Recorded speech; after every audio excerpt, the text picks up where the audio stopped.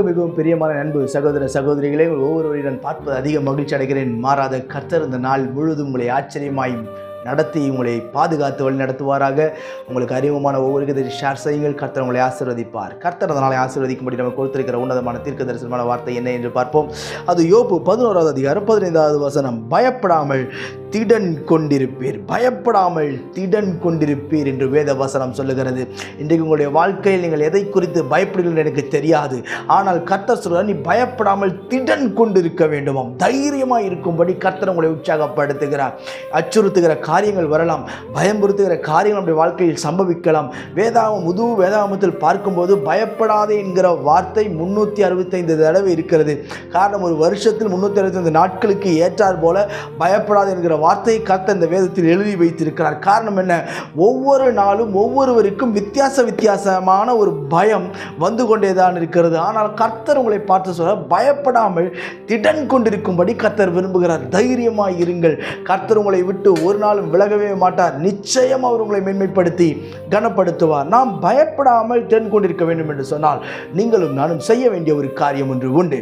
யோபு 11வது அதிகாரம் 14வது வசனம் சொல்லுகிறது, உம்முடைய கைகளிலே அக்கிரமம் இருந்தால் அதை தூரத்தில் அகற்றிவிட்டு. நம்முடைய கைகளில் அக்கிரமம் இருந்தால் அதை தூரத்தில் அகற்றி. இன்னைக்கு நம்முடைய கரம் தேவனுக்கு முன்பாக சுத்தமாக இருக்க வேண்டும். நன்றாய் கவனியுங்கள். இந்த வார்த்தையை நான் தியானித்து நான் பேசுவதற்கு எடுக்கும்பொழுது பல குழப்பங்கள் உண்டானது. இன்றைக்கி நம்முடைய வாழ்க்கையில் கிறிஸ்தவர்களாக இருக்கிறோம். இன்றைக்கும் பாருங்கள், சில ஆஃபீஸில் லஞ்சம் வாங்குறதுக்கு ஈஸியாக கையை நீட்ட ஆளுகளாக இருக்கும். ஈஸியாக கையை நீட்டுவாங்க. யார்? ஆதிகாலத்து விசுவாசி, இந்த சபையை சேர்ந்தவர்கள், இப்படி இருக்கிறவர்கள், இந்த அழைப்பை பெற்றவர்கள்.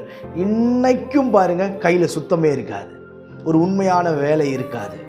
அன்புக்குரியவர்களே, ஆண்டவர் சொல்ல, நீ பயப்படாமல் திடனாக இருக்க வேண்டும் என்று சொன்னால் உன் கரம் சுத்தமாக இருக்க வேண்டியது மிக அவசியம்.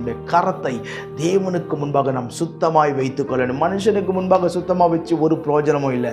மனுஷன் இன்னைக்கு நல்லவன் சொல்லுவான், நாளைக்கு கெட்டவன் சொல்லுவான். அது ஒரு பிரயோஜனத்துக்கு ஆகாது. ஆனால் தேவனுக்கு முன்பாக நம்முடைய கரம் சுத்தமாக இருக்க வேண்டும். சுத்தமாக இருக்கும் பொழுது நாம் பயப்படாமல் திடனாக இருக்க கர்த்தர் கிருபை பாராட்டுவாராக.